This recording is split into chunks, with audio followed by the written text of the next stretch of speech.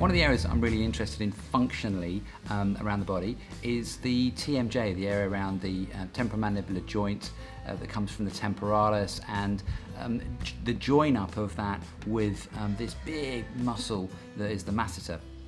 A few years ago I was skiing and I had a fall. I just slipped. I wasn't even really skiing, and I landed quite heavily on the back of my head. I was wearing a helmet, fortunately enough, and I landed on a chunk of ice.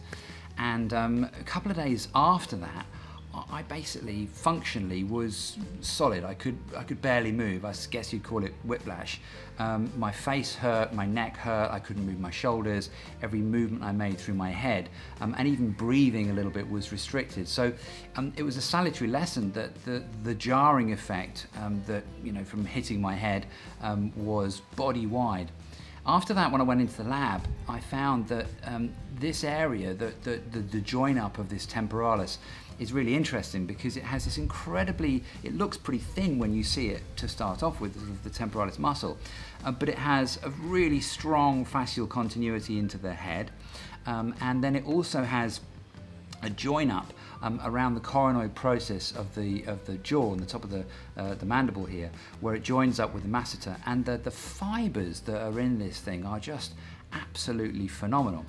So also coming through this area, sort of onto the back of the mastoid process here, you've got sternocleidomastoids are coming from the sternum to the mastoid, and onto the collarbone, and this then has continuities into the chest, and affects the way the shoulder moves through the collarbone, and so on and so forth. So the whole TMJ area is really delicate, and the amount of movement that there is allowed, the space that you have to move this mandible, which sort of has to move both sides. I know it sounds obvious, but you have to move both sides, and the amount of movement there is between this and the styloid process of the skull is really narrow. So slight movements or slight imbalances through the muscular structure of the face and the head are going to have a big impact on the rest of the body.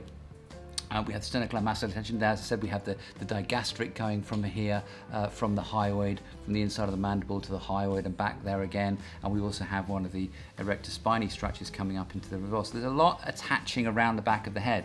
So this whole area is dealing with the stuff that you would expect in terms of migraines and headaches and facial stuff, but also other stuff like shoulder function, respiratory impacts, and even going down into the middle and the lower back. It's going to affect the way that we are able to rotate, the loading through the hips and knees and stuff like that. So I'm going to be spending some time during the dissection and one of the sessions looking at this area and looking at the muscles that come into here, and showing you how strong those attachments really are, how amazing the fibers are, and just it's quite a really amazing thing to look at. So hope you'll join me for that session. We have to join me for all the sessions if you want to see that session in particular. So 9th to 14th of November, all the sessions are going to be recorded, so you'll be able to see that at any time you like, whenever it's more convenient. So do please join me for that. It's going to be great.